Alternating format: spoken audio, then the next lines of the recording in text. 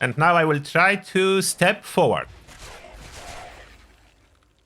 I think that speaks for itself. Hey fellow Vault Dwellers, it's Angry Turtle, and today I have for you something really cool. The Cargo Train build, aka Pain Train, or Choo Choo Train, however you like to call it. Yes, you run a sprint and do damage with the power armor. And unlike usually, I will not discuss every single perk, as this build can be highly customized. There is only a handful of perks that do matter, so I will discuss those. This is special distribution before legendary perks. As usually, I'm running my standard endurance, agility, luck, intelligence for the special, but you don't even need so much. Way less will be fine. I'm using taking point for the team. Not essential, but nice if you'll be playing with the team. And power armor reboot, again not essential, but just cool, something else. Worth to mention here, if we check other legendary perk cards, what work and what doesn't work with the Pain Train. For example, Hack and Slash does not work with Pain Train, but Exploding Palm does work with Pain Train. While I'm not using it, it's so little damage compared to the Pain Train itself, and explosions, I found them annoying. They will be continuous explosions if you equip that. If you like them, if you want more explosions when you run around, absolutely use it. I did try it, and it does work. And here we go over regular perks. Oh, as well, if you figure out or discover something cool about this build that I am not talking about here, there is still a lot most likely to be discovered about perk interactions and the Pain Train. Let me know. Now what I discovered, of course, the Pain Train perk card need to be equipped. I do have power armor that has Pain Train on it as well, but worth to mention, for most enemies, just the perk card and the build will be sufficient. In case of super mutants, if you don't have any 4-star legendary, you will need to run through them twice, because they're quite tanky, but ghouls will still die in one hit. I do have a lot of carry weight, doesn't matter. Iron Fist does boost damage of the Pain Train, so that's important. More damage with Iron Fist, so you must have Iron Fist and at least 1000 damage resist to max out the effect. That's why I have Barbarian here. More damage resist, more bonus from Iron Fist. And a lot of carry weight, that's why I'm calling it Cargo Train build. It's lots of carry weight, there is room for the carry weight. The Grenadier and stuff like that I have for the Tesla that I'm running with sometimes. Number Cruncher maybe help, maybe doesn't, I'm not sure about this one, and that's again if I use a weapon. As usually you would like to have some kind of a range option, so there is essential Number Cruncher and Tank Killer, so most weapons is usable. After that, Endurance. Lots and lots of tankiness. That's what under endurance. Bullet shield, but that can be swapped, or you can even reduce amount of endurance you're using. Bullet shield if you need occasionally if you are running with heavy guns. None of it really matter a lot. Charisma, again, nothing really matters outside of strength in numbers or other stuff, as you wish. Intelligence, similar story. Nothing of that really matters. That's for weapons and carry weight and whatever you feel like. You could run way higher intelligence, like move points from endurance to intelligence, and you will have quite a nice experience farming build. Now agility, what does matter? Yes, you can use Onslaught with Pain Train if you are holding a Furious weapon. So whatever your weapon is, you want to hold a Furious weapon, as Reverse Onslaught will work with your Pain Train, or regular Onslaught.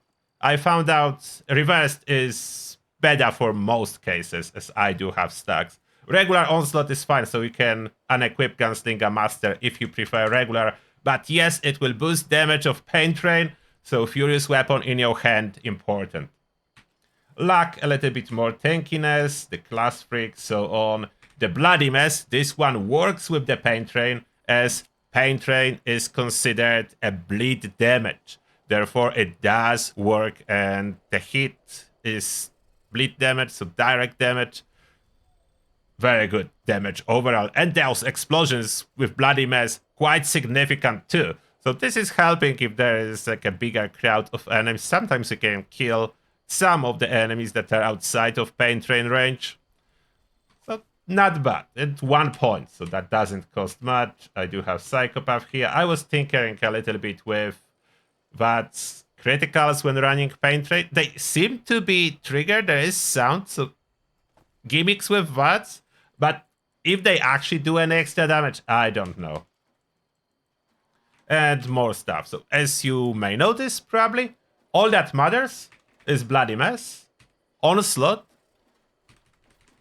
Pain Train itself, and Iron Fist. Those are like staples. After you equip that, the perk card side is solved. Then Mutations and Gear. This is important part.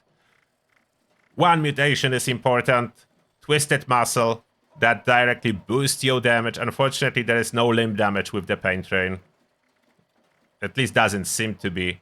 And then Adrenal Reaction for extra damage when you are on a kill streak. That's important. Whatever is reducing your strength will reduce damage of the Pain Train, so be aware of that. Whatever is increasing your strength will increase damage of Pain Train. Therefore, we are aiming for relatively high strength. The weapon you are holding is not critical. The most important, Furious. If you can have as well Polished on a 4-star, that does as well boost damage of the Pain Train. So Furious Polished would be the best. Oh, this is actually mutants. I'm showing you the wrong weapon. Where is... There. Sorry about that. There is the Tesla cannon that's Furious, indeed. Polished. That's the weapon I'm running with. I was using other weapons, so mutants will give you a little bit of damage too. You can run with other weapons. Forgot to rename this one when I switched the prefix for testing. You can run with mutants. It will boost your damage, but then you do not really use the Onslaught. You will have a little bit less damage. Maybe it will be enough, so that's an option to consider. I was carrying this weapon because you will farm ammo. So whatever weapon you are holding, the enemies will indeed drop contextual ammo, and you will use 0 ammo to get them. Therefore, you can hold whatever weapon, whatever ammo you want to farm. Armor. That's probably the most important. So the power armor pieces, I forgot to lock. What's important? I'm running Overeaters. Prefix is not really important. Strength will help if you can have strength on the 2nd star. And of course the important Choo Choos. +1 rank to Pain Train per each piece of Choo Choo you have equipped. So more you have equipped, the better. More you have equipped, the better. Equip them all. I have a full set. Everything is indeed equipped with strength and Choo Choos. So Tesla Braces doesn't do anything in this case, but I was testing them.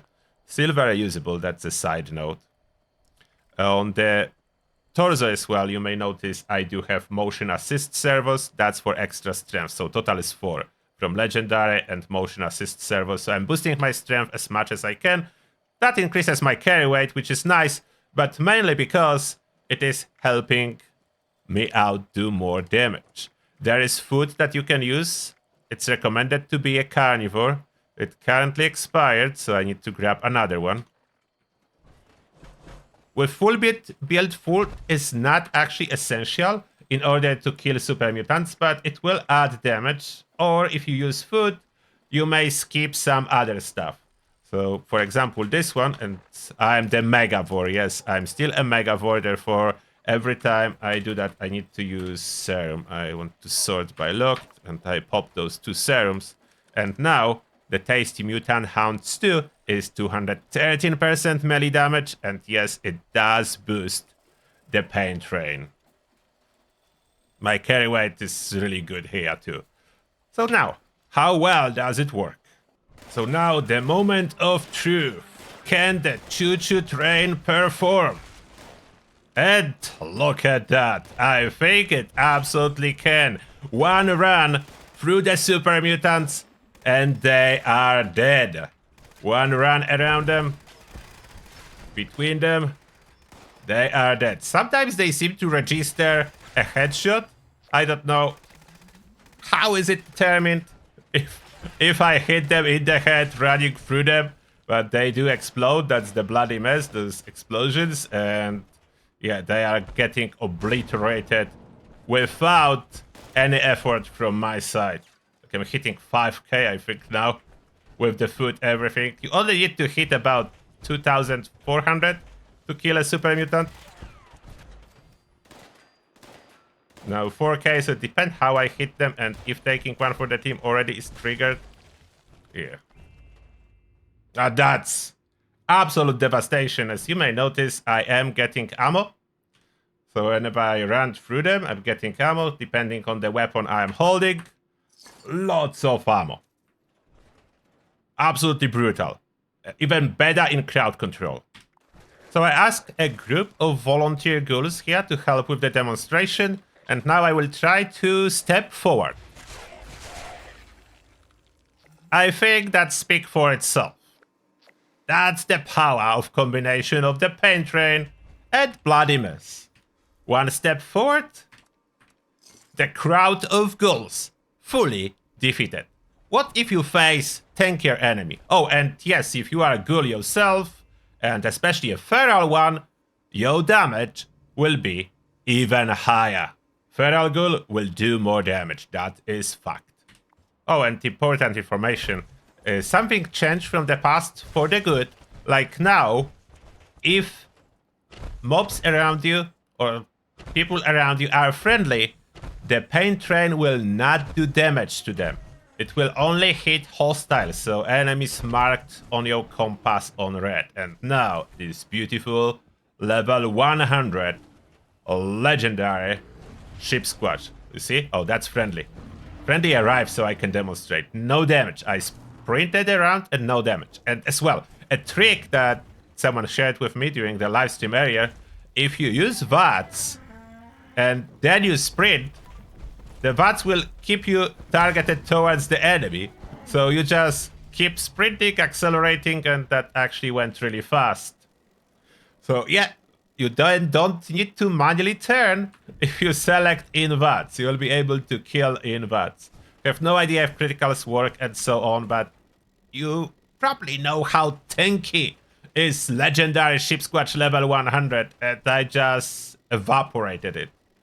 And if you wonder, what about endgame bosses? No, that's not really endgame boss killer build. It's not for endgame bosses. The problem is real endgame bosses are really big. You will do enough damage to tag them, but you will struggle to keep hitting them consistently, like one after another. They're too big. The endgame bosses are too big. And the Guardian, the turret in the raid, you cannot be hit by sprinting. You cannot get close enough without insta-dying, so it's not an option. Not an option for Guardian. It's for daily running, and you can generate lots of ammo for yourself, depending on which weapon you will be holding. I hope you had fun watching this video, and you will have even more fun if you try it. It does require some pieces of Choo Choo for your power armor, and a cool paint to come with it, so then it looks like you are a real Choo Choo.